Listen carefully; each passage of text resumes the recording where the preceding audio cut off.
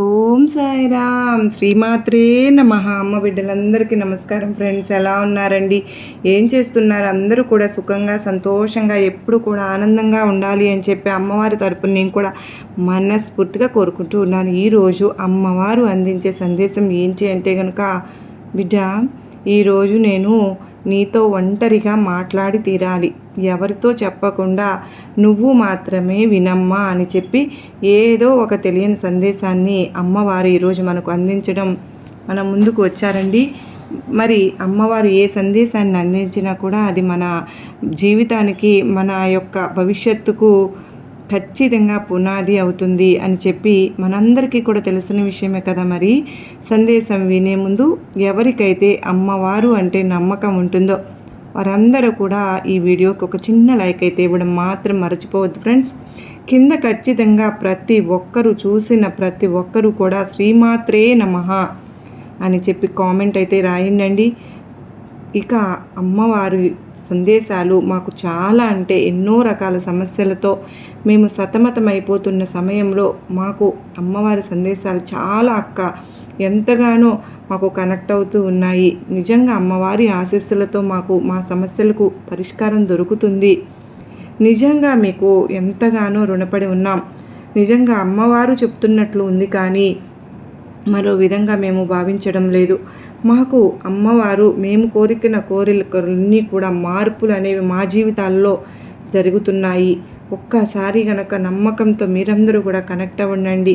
మీ సమస్యలు ఏవైనా సరే కానివ్వండి, అది ఎటువంటిదైనా సరే అమ్మవారు చాలా తొందరగా పరిష్కారం లభిస్తుంది. మాకు అప్పుల బాధలైనా సరే, గొడవలైనా సరే, ఎటువంటి సమస్యలు ఉన్నా ఆ సమస్యలకు తగిన పూజలు పరిహారాలు మాకు అమ్మవారు చక్కగా చెప్తూ ఉన్నారక్క. నిజంగా గురు శుక్రవారాలు వస్తూ ఉన్నాయంటే మాకు ఎంతో నమ్మకంగా మేము ఎదురు చూస్తూ ఉంటున్నాము. నమ్మకంతో కనెక్ట్ అవ్వండి. అమ్మవారి యొక్క సందేశం విషయానికి వస్తే, అమ్మవారు ఎందుకు మనతో ఒంటరిగా మాట్లాడాలి అని చెప్పి అంటున్నారో, మనల్ని మాత్రమే ఎందుకు వినమని అంటున్నారో, ఎవరితో చెప్పవద్దు అని చెప్పి మరీ ఎందుకు అంటున్నారో మనం ఒక నిజ జీవితంలో జరిగిన ఈ సంఘటన ఆధారంగా తెలుసుకుందామండి. ఎందుకంటే ఎవరికైనా సరే కానీ ఒకరి విషయంలో నష్టం జరిగితే అది చూసి మన జీవితంలో ఆ నష్టం అనేది జరగకూడదు అని చెప్పి ప్రతి ఒక్కరము కూడా కోరుకుంటాం. ఆ నష్టం మన దగ్గరికి రాకుండా ఉండడానికి అనేక రకాల ప్రయత్నాలు అనేవి కూడా చేస్తూ ఉంటాము. కానీ ఒక పర్మిషన్తో నేను మీకు ఒక నిజ సంఘటన చెప్పడం అనేది ఇప్పుడు జరుగుతుంది. జాగ్రత్తగా వినండి. ఎందుకో తెలుసా? చెప్పే ప్రతి మాట ఉద్దేశం మీ భవిష్యత్తు కానీ, ఇప్పుడు ప్రస్తుతం మీ జీవితం కానీ, ఏదైనా సరే కానీ మీ యొక్క మంచి కోసమే అమ్మవారు మనకు ఈ సందేశాన్ని వినిపిస్తున్నారు అని చెప్పి తెలుసుకొని ప్రతి పాయింట్ని కూడా జాగ్రత్తగా వినండి. బిడ్డ, ఎన్నో రకాల సమస్యలతో నువ్వు సతమతమైపోతూ ఉన్నావు కదూ. అయితే ఇప్పుడు నేను చెప్పేది నీ జీవితానికి ఒక మంచి పునాది లాంటిది. జాగ్రత్తగా తెలుసుకో అమ్మా. ఒక అతను ఉన్నాడు అంటే, ఒక అతనండి, ఆయనకి మ్యారేజ్ అయిపోయింది. మ్యారేజ్ అయి కూడా దాదాపు ఒక 18, 19, దాదాపుగా ఒక 20 సంవత్సరాలు వేసుకోండి. ఒక 20 సంవత్సరాలు అనేది తనకు మ్యారేజ్ అయ్యి తనకు 3 బిడ్డలు కూడా ఉన్నారు. అంటే పెద్ద అబ్బాయి, రెండో అబ్బాయి, 2 అబ్బాయిలు, ఒక అమ్మాయి ఉందన్నమాట. అందులో పెద్ద అబ్బాయి యావరేజ్గా చదువుతాడు.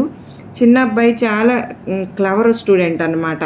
అంటే ప్రతి దాంట్లో కూడా first rank, school first, college first ఇలా అంటూ ఉంటాం కదా. మనకు బ్యానర్ల మీద కూడా బాగా చదివిన వాళ్ళ ఫోటోలు వేస్తూ ఉంటారు కదా. ఆ పొజిషన్లో అంటే ఆ ఫస్ట్ ప్లేస్లో ఉంటాడన్నమాట సెకండ్ అబ్బాయి. ఎప్పుడు కూడా ఇక అమ్మాయి కూడా యావరేజ్గా చదువుతూ ఉంటుంది. తను 10th క్లాస్లో 574 మార్కులు. ఎప్పుడు అప్పటి రోజుల్లో అంటే 2020, 2015 అట్లా మధ్యలో 5 సంవత్సరాల మధ్యలో 574 మార్కులు తెచ్చుకున్నారన్నమాట. ఇక వాళ్ళ నాన్న అబ్బాయిని, అబ్బా భలే మార్కులు వచ్చాయిరా, నువ్వు అసలు అసాధారణమైన తెలివిగలవాడివి కాదు, ద బెస్ట్ స్టూడెంట్, వింటర్లో ఏం తీసుకోవాలని అనుకుంటున్నావు నువ్వు అని చెప్పి అడిగితే, అప్పుడు వాళ్ళ అబ్బాయితో అంటే ఆ అబ్బాయి వాళ్ళ డాడీ తోటి చెప్తాడనమాట. డాడీ, నాకు ఇంజనీర్ అంటే చాలా ఇష్టం ఉంది, నేను ఇంజనీరింగ్ చదువుకుంటాను అని చెప్తాడు. ఆల్రెడీ వాళ్ళ అన్నయ్య కూడా ఇంజనీరింగ్ చదువుతున్నాడు. సరే ఇంకా అబ్బాయికి ఇంట్రెస్ట్ ఉంది కదా అని చెప్పి అసలు ఇంజనీరింగ్ ఎలా చదువుతాడో ఏంటో ఇంటర్లో మార్కులను బట్టి చూద్దాంలే అని చెప్పి అనుకొని తను సరేనని చెప్పి ఎంపీసీ తీసుకోవడానికి ఓకే చెప్తాడు అన్నమాట వాళ్ళ నాన్న. అయితే తను ఎంపీసీ తీసుకుంటాడు. ఎంపీసీ తీసుకున్న తర్వాత ఇంటర్ 2 ఇయర్స్ కూడా ఇంటర్ 2 సంవత్సరాలు చదువుకుంటారు కదా, ఆ ఇంటర్ 2 సంవత్సరాల్లో తనకు మంచి మార్కులు వస్తాయి. ఆ కాలేజ్ ఫస్ట్ వస్తాడనమాట తనకి ఆ బాబు. ఇక ప్రతి ఒక్కరు కూడా బీటెక్కి మా కాలేజ్ జాయిన్ అవ్వండి, డబ్బులు మేము ఏం కట్టాల్సిన పని లేదు, ఫ్రీగా మేము చదివించేస్తాం అని చెప్పి అందరూ కాలేజీలో ప్రిన్సిపల్స్ తన మీదకి ఎగబడుతూ ఉంటారు. వాళ్ళ నాన్నకు చాలా గర్వంగా అనిపిస్తూ ఉంటుంది. ఆహా, మా అబ్బాయి చాలా తెలివిగలాడు అని చెప్పి ప్రతి ఒక్క తండ్రి కూడా అదే కోరుకుంటారు కదా ఫ్రెండ్స్. అదేవిధంగా వాళ్ళ నాన్న కూడా ఇక తను ఐటీ ఎంసెట్ రాస్తారు కదండి, ఆ ఎంసెట్లో కూడా తనకు స్టేట్ లెవెల్లో 132వ ర్యాంక్ వచ్చేస్తుందన్నమాట. ఇక తనకి బీటెక్లో ఫ్రీ సీట్ వచ్చేస్తుంది. తను చక్కగా చదువుకుంటాడు. బీటెక్లో కూడా ఒక బ్లాకేజ్ కూడా లేకోకుండా అన్ని సబ్జెక్టులు కూడా ఫస్ట్ ర్యాంక్లో పాస్ అయిపోతాడు. అలా తను 4 ఇయర్స్ కంప్లీట్ చేసుకునేసరికి తనకి క్యాంపస్లో కూడా సెలెక్ట్ అవుతాడు. అంటే క్యాంపస్లోనే ఉద్యోగాలు వస్తాయి కదా, అలా క్యాంపస్లో తను సెలెక్ట్ అయిపోతాడనమాట. ఇక క్యాంపస్లో సెలెక్ట్ అవ్వడంతో పాటుగా తను ఒక మెరిట్ స్టూడెంట్ కనుక స్టార్టింగే తనకు ₹1,00,000 శాలరీ అనేది ఇస్తాము అని చెప్పేసి అన్ని కంపెనీల వాళ్ళు కూడా తన మీదకి పోటీ పడతారనమాట. అంతే కదా, బాగా చదివేవాళ్ళు అంటే ఎవరైనా కానీ వదులుకోవడానికి ఇష్టపడరు. ఇక తనకు కూడా ఉద్యోగం వచ్చేసింది అని చెప్పి వాళ్ళ అమ్మ నాన్నతో చాలా సంతోషంగా చెప్పుకోవడానికి ఇంటికి వస్తాడు. ఇంటికి వచ్చి వాళ్ళ నాన్నతోటి వాళ్ళ అమ్మతోటి చెప్తాడు. ముందు వాళ్ళ నాన్న ఆఫీస్కి వెళ్తాడనమాట. అప్పుడు తన ఇంటికి వెళ్ళిన టైంకి వాళ్ళ నాన్న ఇంట్లో ఉండరు. వాళ్ళ అమ్మతో చెప్తాడమ్మా, నాకు క్యాంపస్లో సెలెక్ట్ అయ్యాను, నాకు ₹1,00,000 శాలరీ అమ్మా. ఇక మనకు మిడిల్ క్లాస్ కంటే కూడా అండర్ మిడిల్ క్లాస్ అన్నమాట. అంటే చాలా పేదరికం వాళ్ళు. ఇక మనకి ఎటువంటి ఇబ్బందులు అనేది, ఎటువంటి బాధలు అనేవి లేవు. నాకు ₹1,00,000 శాలరీ వచ్చినవి కొనుక్కోవచ్చు అమ్మ, నచ్చినవి అమ్మ, నేను ఒక కారు కొంటాను, నేను అన్నీ కూడా కొంటాను, నీకు ఎటువంటి బాధలు లేకుండా నేను చూసుకుంటానమ్మా. పిచ్చిగా మనం ఖర్చు పెట్టుకున్నా కూడా 50,000 అనేది ఖర్చు అయిపోయకుండా మిగతా 50,000 నేను సేవ్ చేసుకుంటానమ్మా అని చెప్తాడు. వాళ్ళ అమ్మ కూడా దానికి సరే అంటుందన్నమాట. ఇక కాసేపటికి వాళ్ళ నాన్న ఇంటికి వస్తారు. వాళ్ళ నాన్న ఇంటికి వచ్చి తనతోటి వాళ్ళ నాన్నకి ఇదంతా బాబు చెప్తాడనమాట. డాడీ, నేను క్యాంపస్లో సెలెక్ట్ అయిపోయాను డాడీ, నాకు ₹1,00,000 శాలరీ డాడీ, నాకు చాలా సంతోషంగా ఉంది అని చెప్పేసరికి వాళ్ళ నాన్న ఏమంటారు అంటే, నువ్వు ఈ జాబ్ చేయొద్దు నాన్న అని చెప్తారు. ఒక్కసారిగా తను స్టన్ అయిపోతాడనమాట. అదేంటి నాన్న, ఏమన్నా పిచ్చా ఏంటి, నాన్నకేమన్నా ఏంటి, నాకు ₹1,00,000 శాలరీ, ఇది సామాన్యమైంది కాదు అంటే 2015-20 మధ్యలో 2012 అంటే ఆ టైంలో ఈ యొక్క 2 సంవత్సరాలు ఇంటర్మీడియట్, 4 సంవత్సరాలు బీటెక్ అంటే 13-14, ఈ యొక్క 4 సంవత్సరాలు అనమాట. అంటే 2016 సంవత్సరంలో ₹1,00,000 అంటే అప్పుడు ప్రజెంట్ రోజుల్లో కూడా నెలకి 1,00,000 అంటే మామూలు విషయం కాదండి. అది అప్పటి రోజుల్లో ఇంకా అసలు మామూలు విషయం కాదు. ఇలా ₹1,00,000 శాలరీ వస్తుందని చెప్తుంటే నాన్న వద్దుంటున్నాడు ఏంటి అని చెప్పి ఆశ్చర్యపోయి, ఎందుకు నాన్న వద్దంటున్నారు అని చెప్పి అడుగుతూ ఉంటాడు అనమాట ఆ బాబు. మనది మిడిల్ క్లాస్ ఫ్యామిలీ. ఇక మన ఫ్యామిలీని చూసి చాలామంది కూడా మీరు చిన్నపిల్లలప్పుడు ఎగతాళి చేశారు, ఎందుకంటే వీళ్ళ దగ్గర డబ్బు లేదు అన్న ఉద్దేశంతో అందరూ సాఫ్ట్వేర్ ఇంజనీర్స్ అవుతారు, ఇది సర్వసాధారణమైన విషయమే. ఇప్పుడు మీ అన్నయ్య కూడా సాఫ్ట్వేర్ కాకపోతే నీ మీద తనకి తక్కువ శాలరీ వస్తుందంటే ఒక 35,000 నుంచి 40,000 వస్తుంది. ఇక అమ్మాయిది అంటే చెల్లిది కూడా ఒక 2 ఏళ్ళు పోతే తను కూడా స్థిరపడిపోతుంది. నేను ప్రజెంట్ జాబ్ చేస్తున్నాను, ఇప్పుడు ప్రస్తుతానికి మనకు డబ్బుతో అంత అవసరం లేదు. నువ్వు ఐఏఎస్ సివిల్స్కి నువ్వు ప్రాక్టీస్ అవ్వు, సివిల్స్ చదువు, ఐఏఎస్ అంటే నా కొడుకు కలెక్టర్ అని చెప్పుకుంటే ఆ చాలా డిగ్నిఫైగా ఉంటుంది. అంటే ఆ యొక్క గర్వం ఎలా ఉంటుందంటే ఒక తండ్రిగా నేను మాటలతో చెప్పలేను. నువ్వు చదవగలవు, ఎందుకంటే కలలు కనడం అనేది ప్రతి ఒక్కరికి ఉంటుంది, కానీ పెద్ద కలలు కని దాన్ని నెరవేర్చుకుంటారు చూసావా, వాళ్ళే గ్రేట్. చిన్న చిన్న కలలు కానీ అవి పోయినాయి అని చెప్పి సెటిల్ అయిపోయే టైప్ కాదు నువ్వు మెరిట్ స్టూడెంట్వి, నువ్వు చాలా తెలివిగలాడివి, నువ్వు ఖచ్చితంగా ఐఏఎస్ చదవగలవు అని చెప్పి ఆ బాబుని మోటివేట్ చేస్తాడనమాట. ఆ బాబుకు అప్పుడు దాదాపుగా 22 సంవత్సరాలు ఉంటాయి. అయితే ఇక వాళ్ళ నాన్న మాట కాదనలేక ఐఏఎస్ చదవాలి అన్న ఉద్దేశంతో ఇక ప్రాక్టీస్ అనేది మొదలు పెడతాడు. ఇక ఆ జాబ్కి కూడా తను ఓకే చెప్పుడు అనమాట. ₹1,00,000 శాలరీ, అది కూడా చాలా ఇష్టమైన సాఫ్ట్వేర్. తనకు ఒక కళ, తను సాఫ్ట్వేర్ అవ్వాలి అని చెప్పి తనకు ఒక డ్రీమ్ అనమాట. అది కూడా వాళ్ళ నాన్న మాట కోసం త్యాగం చేసేసి తను ఇంకా కలెక్టర్ అవ్వాలి అన్న ఉద్దేశంతో ఆ మరుసటి రోజే ఆ యొక్క జాబ్కి నేను రాను అని చెప్పి లెటర్ పెట్టేసేసి తను ఐఏఎస్కి బుక్స్ అనేవి తెచ్చుకుని ఇక ఇంట్లో కూర్చొని ప్రాక్టీస్ అవుతూ ఉంటాడనమాట. ఐఏఎస్ ఎగ్జామ్స్ రాయటానికి 2 పరీక్షలు అనేవి పాస్ అవ్వాల్సి ఉంటుంది. ఒక ఇంటర్వ్యూలో కూడా పాస్ అవ్వాల్సి ఉంటుంది. ఇక తను ఫస్ట్ ఎగ్జామ్స్ అనేవి పాస్ అవుతాడు. ఇక 6 నెలలు చదివిన తరువాత రెండో ఎగ్జామ్లో తను మంచిగానే, అంటే యావరేజ్ మార్కులు తెచ్చుకుంటాడు. ఇంటర్వ్యూ దాకా వెళ్తాడు. ఇంటర్వ్యూలో ఫెయిల్ అయిపోతాడనమాట. ఫెయిల్ అయిపోయిన తర్వాత వాళ్ళ నాన్న, సరే ఏం పర్వాలేదు, ఇప్పుడే కదా నువ్వు మొదటిసారి చదువుతున్నావు, ఐఏఎస్ అనేది దాదాపుగా 3 అటెంప్ట్స్ ఉంటుంది, అంటే 3 సార్లు దీని యొక్క ఇంటర్వ్యూకి ఎగ్జామ్స్ రాసుకోవచ్చు, తప్పినా కూడా ప్రాబ్లం ఏం లేదు అని చెప్పి వాళ్ళ నాన్న తనని కొంచెం మోటివేట్ చేస్తారనమాట. సరేనని చెప్పి మళ్ళీ చదవడం స్టార్ట్ చేస్తాడు. ఈసారి ఫస్ట్ ఎగ్జామ్లోనే తను ఫెయిల్ అయిపోతాడు అన్నమాట. అంటే రెండవసారి రాసిన దానికి, అంటే 2వ సంవత్సరం రాయటానికి తను ఎగ్జామ్ రాసినప్పుడు రెండోసారి కూడా ఫస్ట్ ఎగ్జామ్లో పాస్ అయ్యాడు. రెండోసారి తక్కువ మార్కులు వచ్చాయి. రెండో పేపర్ కొంచెం ఇంటర్వ్యూలో ఫెయిల్ అయిపోయాడు అన్నమాట. ఈసారి 2వ సంవత్సరంలో ఫస్ట్ ఎగ్జామ్లోనే తను ఫెయిల్ అయిపోతాడనమాట.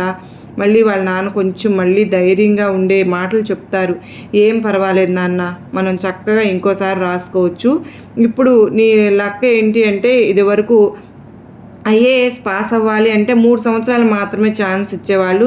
ఇప్పుడు ఈ సంవత్సరం నుంచి ఇంకా 2 సంవత్సరాలు పెంచారు, అంటే 5 సంవత్సరాలు రాసుకోవచ్చు, ప్రాబ్లం ఏమీ లేదు.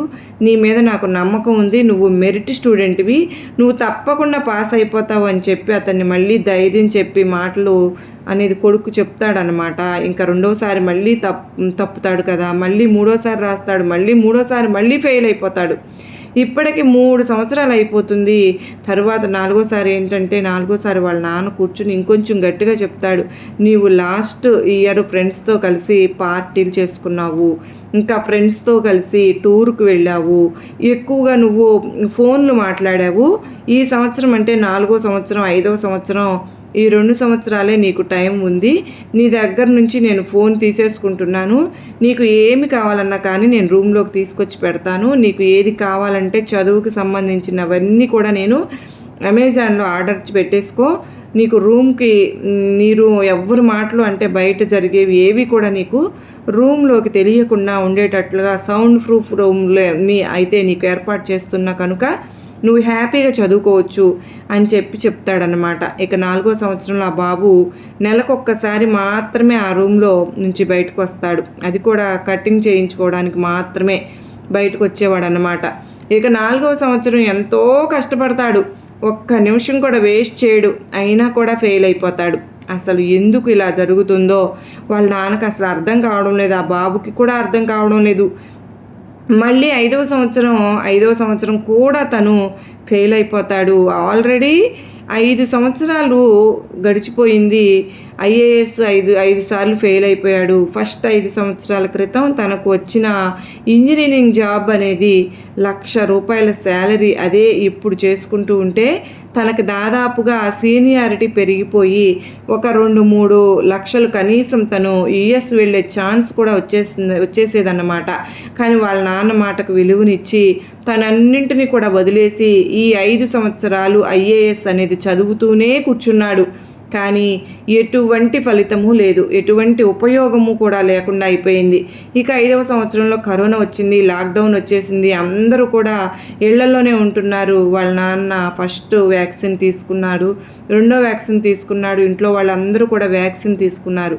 ఇక వ్యాక్సిన్ తీసుకున్న తర్వాత కూడా అతను బయటకు వెళ్ళడం మొదలుపెట్టాడు. ఎవరు వాళ్ళ నాన్న ఇంట్లో అందరూ చెప్తూ ఉన్నారు. ఈ అబ్బాయి కూడా చెప్తున్నాడు, నాన్న వ్యాక్సిన్ వేయించుకున్నా కూడా కరోనా అనేది వచ్చింది, నువ్వు బయట తిరగొద్దు నాన్న అని చెప్తాడనమాట. ఎంత చెప్పినా కూడా ఎందుకు వచ్చుద్ది నాన్న, నేను వ్యాక్సిన్ వేయించుకున్నాను, ఇంకా ఇంట్లో వాళ్ళకి ఎలా వస్తుంది, మీరందరూ 30 సంవత్సరాల వాళ్ళే కదా, 30 సంవత్సరాల వాళ్ళకి ఇమ్యూనిటీ పవర్ చాలా స్ట్రాంగ్గా ఉంటుంది అని చెప్తాడనమాట. అప్పటికీ వాళ్ళ నాన్నకి 65 సంవత్సరాలు వస్తాయి. ఇక కరోనా బయటకు తిరిగినప్పుడు రాకుండా ఉంటుందా? కరోనా అనేది వచ్చేసింది, ఫ్యామిలీలో అందరికీ కూడా వచ్చేసింది. అందరికీ కూడా వచ్చినా కూడా అందరూ కూడా చాలా స్ట్రాంగ్గా ఉన్నారు. కానీ ఈ ఐఏఎస్ చదివిన బాబు ఎవరైతే ఉన్నాడో ఈ అబ్బాయికి పూర్తిగా ఇమ్యూనిటీ పవర్ డౌన్ అయిపోయి ఆక్సిజన్ లెవెల్స్ అనేవి పూర్తిగా పడిపోయాయి. హాస్పిటల్లో వెంటిలేటర్ మీద ఒక 2 రోజులు ఉండి చనిపోయాడనమాట.